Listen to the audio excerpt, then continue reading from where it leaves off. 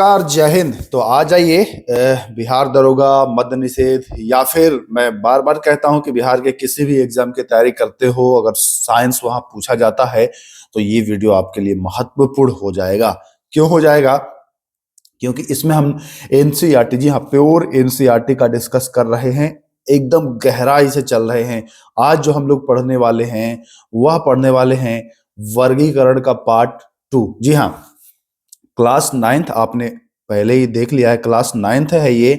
और इसका चैप्टर जो है यह 7 है, चैप्टर 7 है। और 7 का पहला भाग आपको दे दिया गया है। ये है चैप्टर 7 का भाग 2। ठीक है, इसमें क्या क्या मिलने वाला है जरा सा आप समझ लें, समरी थोड़ा सा। तो इसमें कुछ क्वेश्चन जो होंगे वो एनसीईआरटी के होंगे, कुछ क्वेश्चन जो होंगे वो एनसीईआरटी के, है ना। और इसके अलावा जो होंगे क्वेश्चन वो इधर उधर से भी कलेक्ट किया गया है। ऐसा क्यों किया गया है? क्योंकि मैंने देखा है कि कुछ क्वेश्चन जो है वो इधर उधर से आपको मिल जाता है, तो ऐसे में हमको छोड़ना नहीं है। अब हम जिद नहीं पकड़ेंगे औरों के जैसा कि बस यही किताब यही किताब यही किताब, नहीं। जहां से हमको लाभ होगा हम उसका कवर करेंगे। तो ये आपको स्मार्ट रणनीति आनी चाहिए। ऐसे नहीं कि जिद पकड़ लिए कि हम उसी किताब से तो उसी किताब से, ऐसा कुछ कहीं लिखा पढ़ी में नहीं है भाई। एग्जामिनर के ऊपर है, वो इस किताब से ना सेट करे, किसी से सेट कर दे। तो चलिए, रही बात पीडीएफ की, है ना। तो पीडीएफ के लिए मैं बार बार कहता हूं कि पीडीएफ का ग्रुप बना हुआ है। ग्रुप में जुड़ना कैसे है, इस देखिए वीडियो का डिस्क्रिप्शन जब चेक करेंगे तो वहां मिल जाएगा ज्वाइन माई टेलीग्राम। टेलीग्राम पर आप ज्वाइन करिएगा तो आपको पीडीएफ ग्रुप में जाने के लिए प्रोसेस बता दिया गया है कि कैसे आप पीडीएफ ग्रुप में जा सकते हैं, क्या आपको पे करना होगा, कितना पे करना होगा। तो चलिए शुरू करते हैं। आज आप देख रहे होंगे पेज का कलर थोड़ा सा बदल चुका है, तो चलिए बदले हुए पेज पर हम लोग शुरू करते हैं। कथन वाला पहला प्रश्न आ गया है, देखिए। नीचे दिए गए कथनों पर विचार करें। पहला कथन कह रहा है कि द्विनाम पद्धति में पहला भाग जीव की जाति को प्रकट करता है और द्विनाम पद्धति में दूसरा भाग जीव के वंश को प्रकट करता है या प्रदर्शित करता है। तो बताना है आपको कि कौन सा कथन सही है और कौन सा कथन गलत है। तो ये जान लीजिए, जो द्विनाम पद्धति है इसमें पहला भाग जो है ना, पहला भाग यह वंश को प्रदर्शित करता है। पहला भाग किसको? वंश को। जबकि यहाँ जाति को लिखा है। जाति को जो प्रदर्शित करता है वो है दूसरा भाग। तो पहला कथन भी गलत हो जाएगा और दूसरा कथन भी गलत हो जाएगा। देखिए ध्यान दीजिएगा, इस क्वेश्चन को आप अगर सामान्यतः पढ़ेंगे तो आपको ये इजी लगेगा। आप पढ़ लेंगे कि द्विनाम पद्धति में पहला भाग वंश को, दूसरा भाग जाति को। लेकिन जब आपको कथन के रूप में दे दिया गया तो अब कंफ्यूजन आपका हो जाएगा। तो ध्यान रखना है, पहला वंश तब जाति। ठीक है, पहले वंश, आप वंश हैं, किसी के वंश के भाई वंशज होंगे। फिर आप जब जन्म ले लिए उसके बाद आप जाति में बटे हैं। तो ये ध्यान रखना है आपको, ऐसे दिमाग में याद रखना है कि पहले वंश तब जाति। ठीक है, तो चलिए दूसरा चलते हैं। देखिए बहुत शानदार प्रश्न है। ये सारे प्रश्न आपको मिलने वाला नहीं है हर जगह। एग्जाम में मिलेगा या तो पाठशाला विद के पास मिल जाएगा आपको। घरेलू चिड़िया, जी हाँ, घरेलू चिड़िया का वैज्ञानिक नाम क्या है? तो घरेलू चिड़िया का जो वैज्ञानिक नाम है वो है पासेर डोमेस्टिक्स। जी हाँ, पासेर डोमेस्टिक्स, यह है घरेलू चिड़िया का वैज्ञानिक नाम। तो याद कर लीजिएगा। अब याद कैसे करना है? घरेलू चिड़िया तो याद रखना कि पास, मतलब कि पास में ही रहता है। घरेलू है तो भैया पास में ही रहेगा, ऐसे करके आपको याद रख लेना है। ठीक है, चलिए आइए। किसे जीवित जीवाश्म भी कहा जाता है? आपने पढ़ा होगा साइकस को, साइकस को पढ़ा, लेकिन आप यहां देखेंगे तो साइकस तो विकल्प में ही नहीं है। इसके अलावा 4 ऑप्शन आपको मिल रहा है साइकस छोड़ करके। पहला है यूबैक्टीरिया, आर्क बैक्टीरिया, नील हरित शैवाल या प्रोटोजोआ। सारे प्रश्न शानदार शानदार आपको मिलने वाले हैं। हर प्रश्न में आपको कंफ्यूजन दिखाई देगा। तो जीवित जीवाश्म जिसे कहा जाता है वो है आर्क बैक्टीरिया। ध्यान रखिएगा, विकल्प यहां पर भी बी सही होगा। आर्क बैक्टीरिया बिल्कुल सही आंसर हो जाएगा। चलिए आइए, आर्क बैक्टीरिया में जनन किस प्रकार से होता है? आर्क बैक्टीरिया जो होता है इसमें जनन जो होता है वो होता है एसेक्सुअल, यानी कि अलैंगिक जनन। तो ध्यान रखिएगा, ये जीवित जीवाश्म के नाम से जाना जा रहा है और इसमें अलैंगिक असेक्सुअल जो होगा वह जनन होगा। जनन पर भी मैं एक वीडियो आपको दे चुका हूँ कि किसमें कैसे जनन होता है ना। चलिए आइए, यू बैक्टीरिया। अच्छा, बैक्टीरिया का तो आप नाम जानते हैं कि बैक्टीरिया का नामकरण किसने दिया था, लेकिन आपसे अगर पूछे कि यू बैक्टीरिया का नामकरण किसने किया था, तो ध्यान रखिएगा बैक्टीरिया का जो नाम दिया था वो दूसरा था, लेकिन यू बैक्टीरिया का जो नाम दिया था वो था, उसका नाम था एहरेनबर्ग। ध्यान रखिएगा, इंपॉर्टेंट सवाल है। यू बैक्टीरिया का नाम दिया था किसने, तो एहरेनबर्ग ने दिया था। क्लियर है? क्लियर है। चलिए आगे चलते हैं। अगर गूगल पर चेक करेंगे ना तो थोड़ा सा गलती हो जाएगी चेक करने में, तो वो देगा ल्यूवेनहॉक का आंसर, लेकिन आप एकदम हूबहू चेक करिएगा यू बैक्टीरिया का नाम किसने दिया था, तब आपको सही आंसर बताएगा। एग्जाम में आपको फंसा दिया जा सकता है इस क्वेश्चन के माध्यम से। चलिए, यू बैक्टीरिया की खोज किसने की थी? देखिए, नाम तो किसने दिया भाई, तो नाम कहेंगे कि सर नाम तो इसका दिया एहरेनबर्ग, लेकिन उसको खोजा किसने, तो खोजने वाले में ल्यूवेनहॉक का नाम आ जाएगा। खोजने वाले, इसीलिए मैं कहा हूं कि इसको बढ़िया चेक करिएगा। तो खोजे हैं ल्यूवेनहॉक, बट उससे यू बैक्टीरिया नाम दिया है किसने, तो नाम जो दिया है वह दिया है भैया किसने, नाम एहरेनबर्ग और खोजें ल्यूवेनहॉक। क्लियर है? तो चलिए आगे चलिए, सूक्ष्म सूक्ष्म जीव विज्ञान का जनक किसे कहा जाता है? देखिए, बहुत सारे किताब में आपको कहीं लुई पास्चर मिलेगा, ठीक है, लुई पास्चर मिल जाएगा सूक्ष्म जीव का जनक, लेकिन जब मैंने इसको बहुत जगह इसको वेरीफाई किया तो यह पाया कि सूक्ष्म जीव विज्ञान का जो जनक है वो ल्यूवेनहॉक को माना जाता है, ठीक है। हालांकि इनका भी योगदान है लुई पास्चर का, बाकी स्रोतों में यही दिखाई दिया कि ल्यूवेनहॉक सही आंसर हो जा रहा है। कुछ किताब इनका भी मानते हैं, लुई पास्चर को भी मानते हैं। चलिए आइए, नीचे दिए गए कथनों पर विचार करें। जीवाणुओं में वास्तविक केंद्रक नहीं होता है। क्या जीवाणुओं में वास्तविक केंद्रक नहीं होता है? तो कहेंगे सर बिल्कुल सही कह रहे हैं, क्योंकि जीवाणु जो है यह प्रोकैरियोटिक कोशिका है, और प्रोकैरियोटिक मतलब प्रो मतलब पहले, यानी कि केंद्रक से पहले केंद्रक नहीं होगा। तो एक तो सही है। जीवाणुओं में न्यूक्लियस भी नहीं होता है, केंद्रक तो गायब है ही, साथ ही साथ न्यूक्लियस भी इसका गायब ही है। तो दोनों एकदम सही, एक ही कथन है सही। तो दोनों कथन सही आपका यहां पर हो जाएगा। तो ध्यान रखिएगा क्या होगा, कथन सी दोनों सही है। चलें आगे, चलें आइए आइए, नील हरित शैवाल जिसमें नॉस्टॉक व एनाबिना नाइट्रोजन को किस कोशिका के द्वारा स्थिर करते हैं? नाइट्रोजन स्थिरीकरण तो आप जानते ही है ना, लेकिन आप ये नहीं जानते हैं कि किस कोशिका के द्वारा उसको स्थिर किया जाता है। बहुत अच्छा सवाल है, तो ध्यान रखिएगा।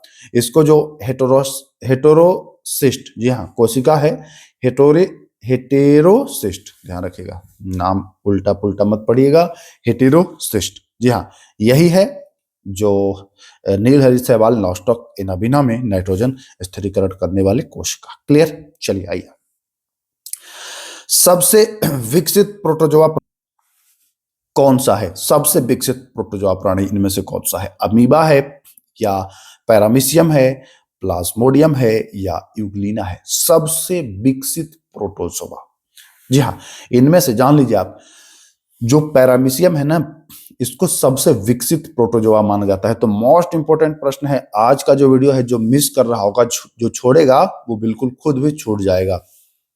ऐसे ऐसे प्रश्न लाया हूं, ऐसे ऐसे प्रश्न लाया हूं कि भैया अगर हाथ लग जाए ये वीडियो ना एग्जामिनर तक, तो इस वीडियो से वो छांटेगा दबा के प्रश्न, देखिएगा। अब आप लोगों को हंसी लग रहा होगा ना, तो हंस लीजिए। ये जिस स्रोत से मैं उठाया हूं ना, अगर वो स्रोत उसको हाथ लगा होगा तो समझिए कि गर्दा उड़ाएगा। नीचे दिए गए कथनों पर विचार करें। कवक में हरित लवक उपस्थित होता है। आपको मैं पहले भी जब क्लास कराया तो बताया है, कवक में लवक गायब होता है। कवक में क्या होता है? लवक गायब होता है। तो कवक में लवक उपस्थित है, लेकिन होता क्या है? अनुपस्थित होता है। शैवाल में होगा, कवक में नहीं होगा। कवक की कोशिका भित्ति काइटिन की बनी होती है। जी हाँ, कवक की कोशिका भित्ति काइटिन की बनी होती है।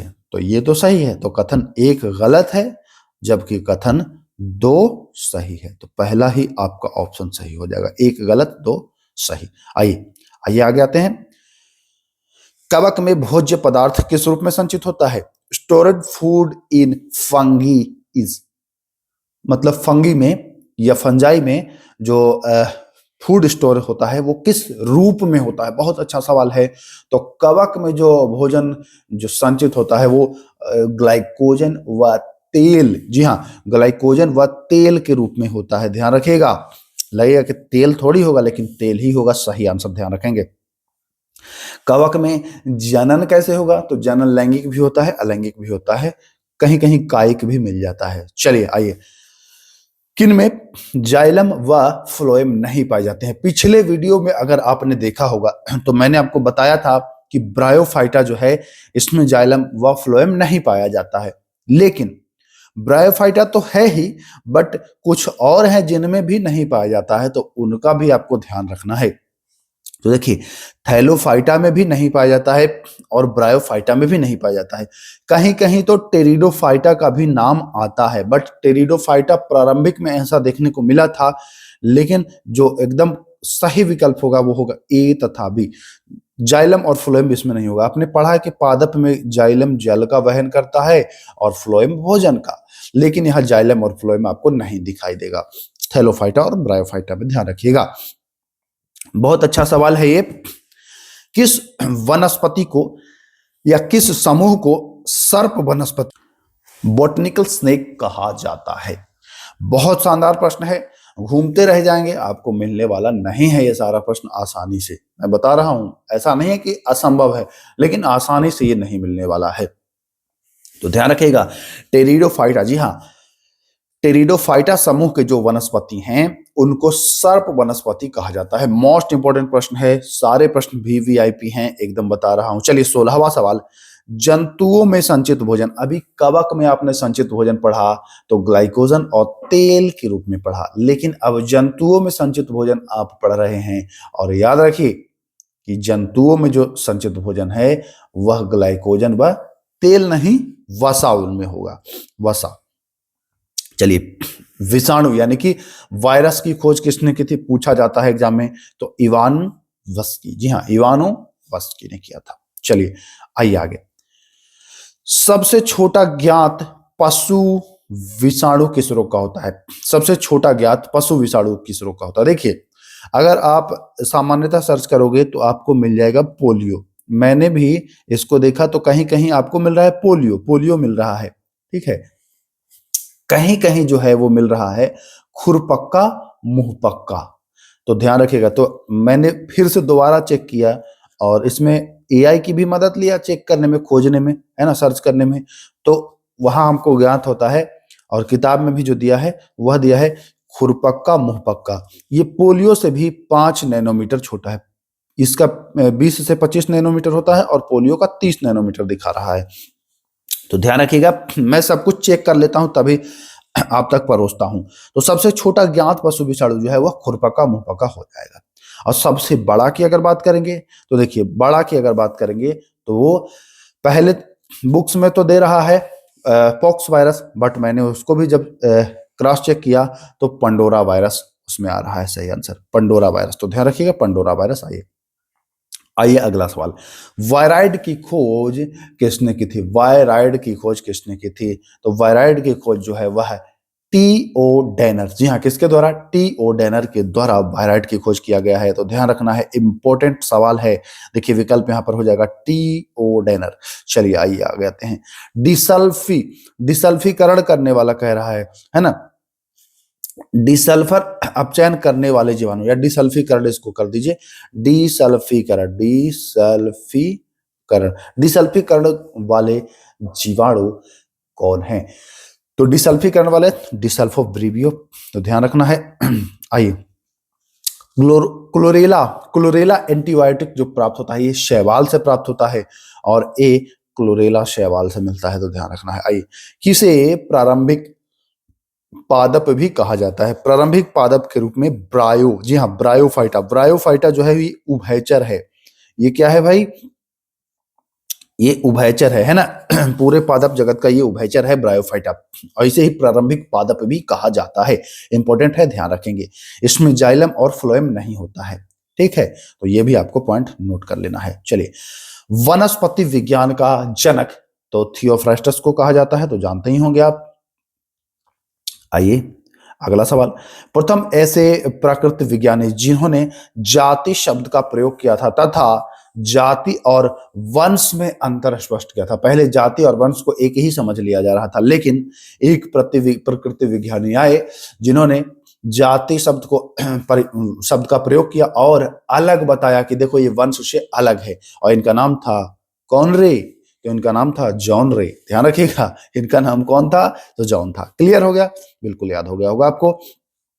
चलिए, आधुनिक वर्गीकरण का जो जनक है या जन्मदाता है वो कैरोलस लीनियस को कहा जाता है। ध्यान रखिएगा।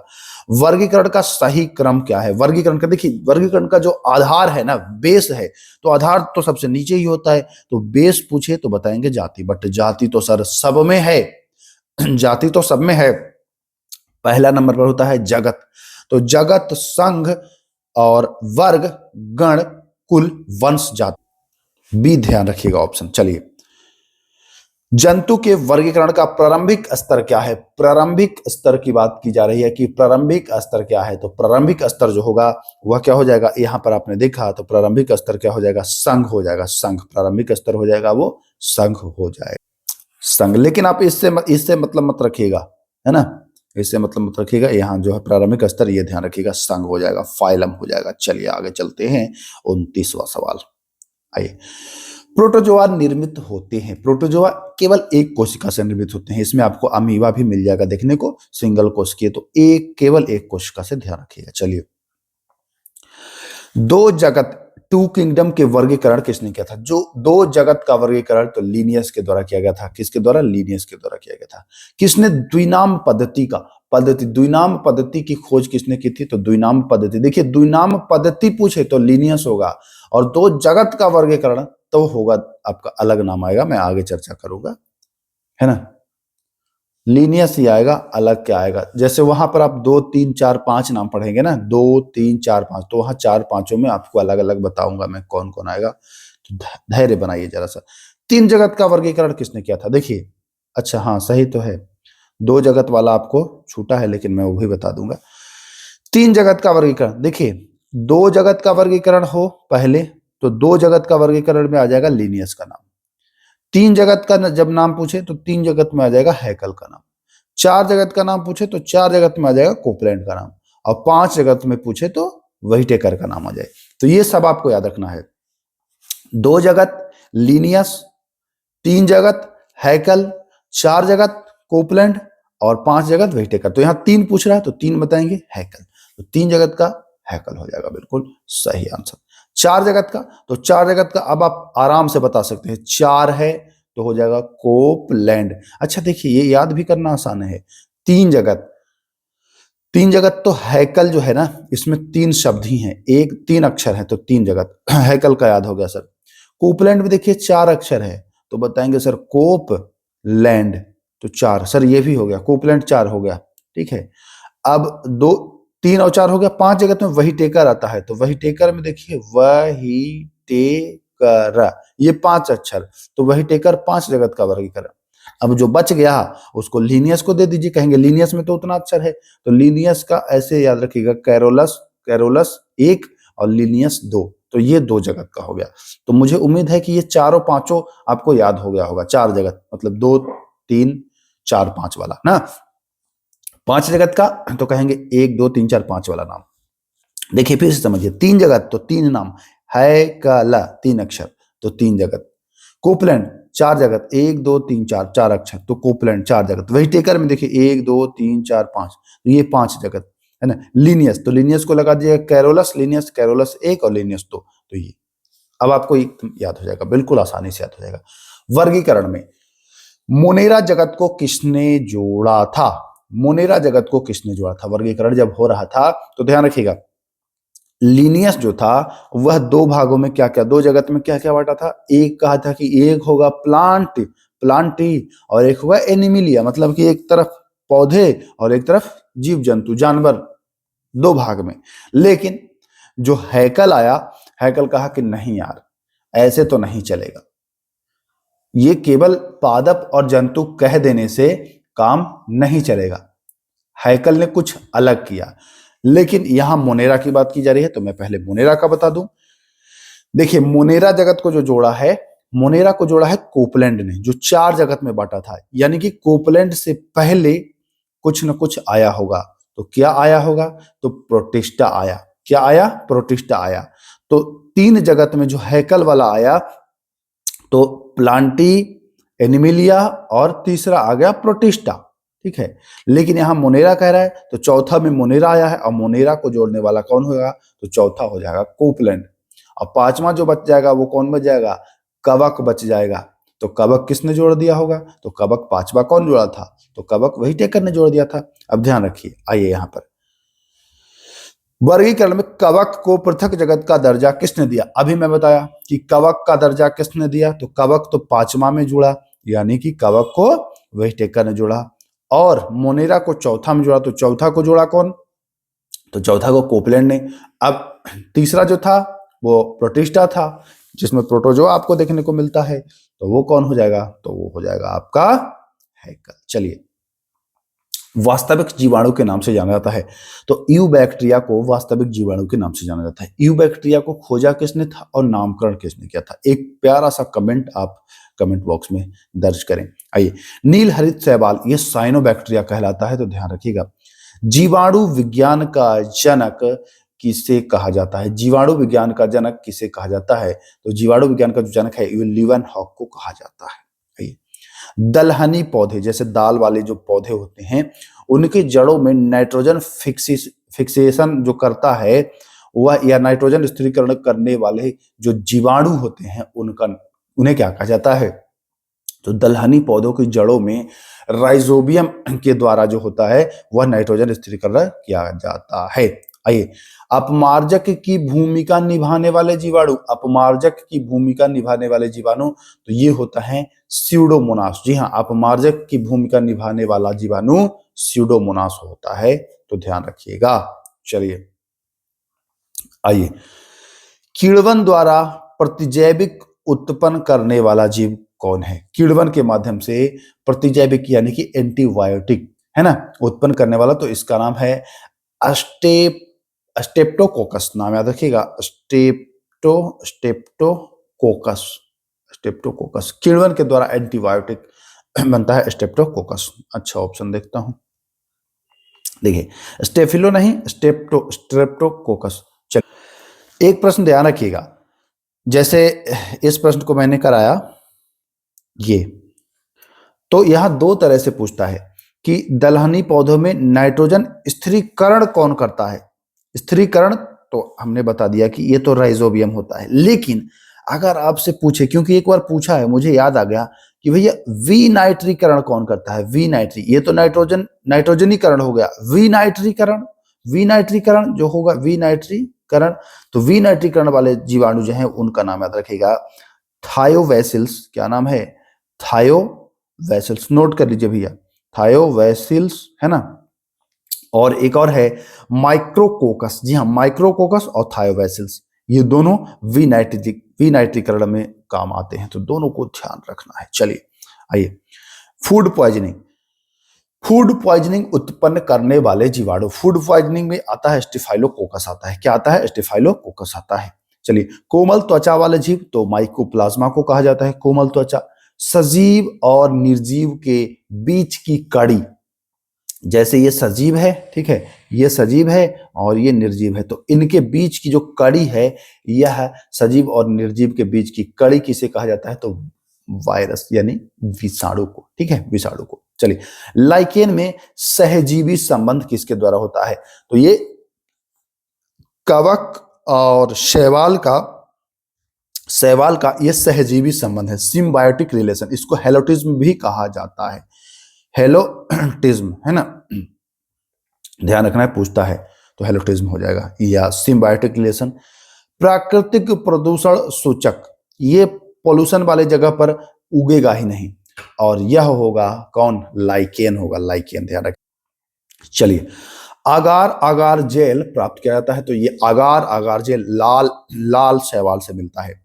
आइए, नाइट्रोजन स्थिरीकरण वाले, अभी तो जीवाणु आपने पढ़ा, यहां सहवाल पढ़ लीजिए। तो सहवाल दो हैं, स्टॉक, नॉस्टॉक और एनावेना। जी हाँ, नॉस्टॉक और एनावेना।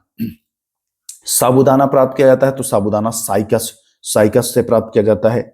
सबसे बड़ा बीजांड किस पादप में पाया जाता है और वह किस वर्ग का प्रमुख है? सबसे बड़ा बीजांड की बात की जा रही है तो यह साइकस, जो जिम्नोस्पर्म का ही आता है। जिम्नोस्पर्म मतलब क्या? नग्न बीजी। इनके बीज पर कोई ऊपर आवरण नहीं होगा, नग्न बीजी होता है जिम्नोस्पर्म। तो ध्यान रखिएगा, पाइन का होगा और नग्न बीजी है, ये ध्यान रखना है आपको। आइए, एंजियोस्पर्म, ये होता है फल के अंदर बीज, है ना, मतलब बीज के ऊपर आवरण होगा। एंजियोस्पर्म में प्रजनन अंग का कार्य कौन करता है? तो एंजियोस्पर्म में प्रजनन अंग तो फूल, फ्लावर करेगा। कौन करेगा? पुष्पा, पुष्पा। ठीक है, ध्यान रखिएगा।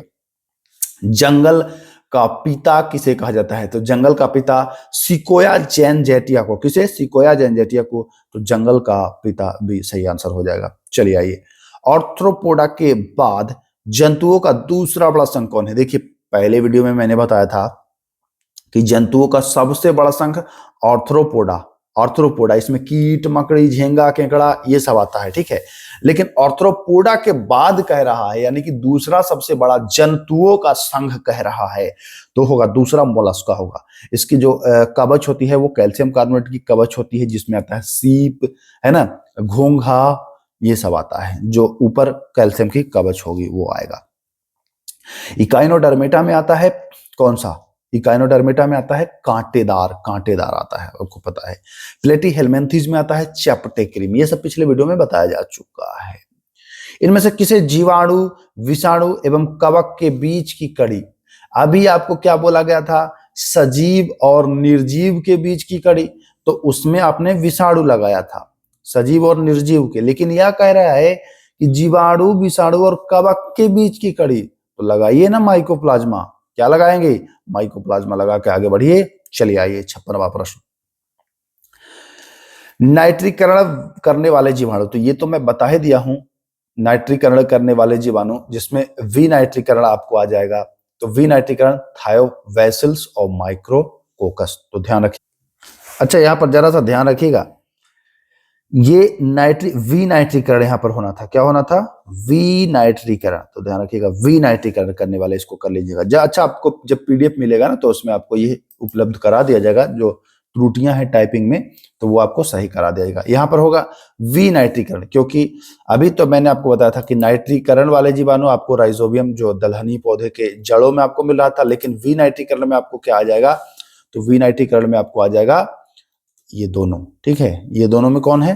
थायोबैसिलस एवं माइक्रोकोकस, ये विनाइट्रीकरण, तो ध्यान रखिएगा। चलिए देखिए, एक सल्फीकरण वाले आपको बताया था डिसल्फीब्रिबियो, याद है कि भूल गए? तो सल्फीकरण वाले जो आपको बताया गया था डिसल्फोब्रिबियो, वो तो है, लेकिन यहां पर आपको, अच्छा हाँ वही है, डिसल्फीकरण ही है। डिसल्फीकरण, तो आपको क्या लगाना है? डिसल्फोब्रिबियो, ठीक है, कोई दिक्कत नहीं है, डिसल्फीकरण ही है तो डिसल्फोब्रिबियो। चलिए, वही प्रश्न रिपीट हुआ है, समझ लीजिए कि किसे द्वैध पादप के नाम से जाना जाता है? किसे द्वैध पादप के नाम से जाना जाता है? तो द्वैध पादप किसे कहते हैं? आपको अभी बताया हूं कि ये सिम्बायोटिक रिलेशन में रहता है, ये सिम्बायोटिक रिलेशन में रहता है, और इसका नाम है लाइकेन। क्या नाम है? लाइकेन। चलिए आइए, कवक और शैवाल के सहजीवी संबंध को क्या कहते हैं? तो सिम्बायोटिक कहते हैं। क्या कहते हैं? सिम्बायोटिक। और सिम्बायोटिक अगर ना मिले तो हेलोटिज्म आप लगाइएगा, ठीक है, हेलोटिज्म आप लगाइएगा। कहाँ गया? हेलोटिज्म है क्या? हाँ देखो, हेलोटिज्म है। चलिए, ज्वर यानी फीवर के उपचार में किस लाइकेन का प्रयोग किया जाता है? फीवर के उपचार के लिए तो क्लेडोनिया का। किसका? क्लेडोनिया का फीवर, बुखार के उपचार के लिए किया जाता है।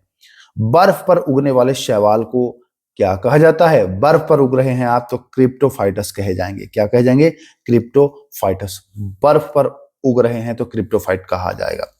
चट्टान पर अगर उग रहे हैं आप, तो चट्टान पर उगेंगे तो आपको लिथोफाइट कहा जाएगा। लिथो, लिथो चट्टान। चलिए, किस शैवाल को समुद्री सलाद भी कहा जाता है? समुद्री सलाद के नाम से जाना जाता है अलवा, अलवा। जी हाँ, अलवा। चलिए आइए, अगला सवाल। क्लोरेलिन, ये प्रश्न करा दिया हूं कि ये शैवाल क्लोरेला से प्राप्त होता है, क्लोरोलिनिन है ना, क्लोरीलिन जो है ये एंटीबायोटिक शैवाल क्लोरेला से। किसे जीवित जीवाश्म, तो ये बता चुका हूं है ना। अच्छा, जीवित जीवाश्म में अगर साइकस ऑप्शन में ना रहे तो क्या लगाएंगे आप? दूसरा ही ऑप्शन था ये, कमेंट करिएगा।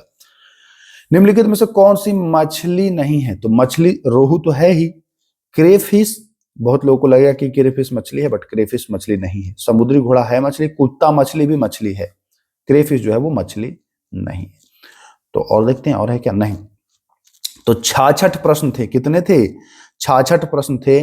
और प्रश्नों का जो स्तर था वो बहुत शानदार स्तर था। ऐसे प्रश्न आपको परीक्षा हाल में देखने को मिलेंगे, है ना। तो चलिए, मुझे उम्मीद है कि मजा आ गया होगा आज के इस वीडियो से। तो अगर नए हैं तो चैनल को सब्सक्राइब कर लीजिएगा। बिहार के या किसी भी एग्जाम की तैयारी कर रहे हो तो आपको बहुत लाभ मिलने वाला है इस पाठशाला विद के चैनल से।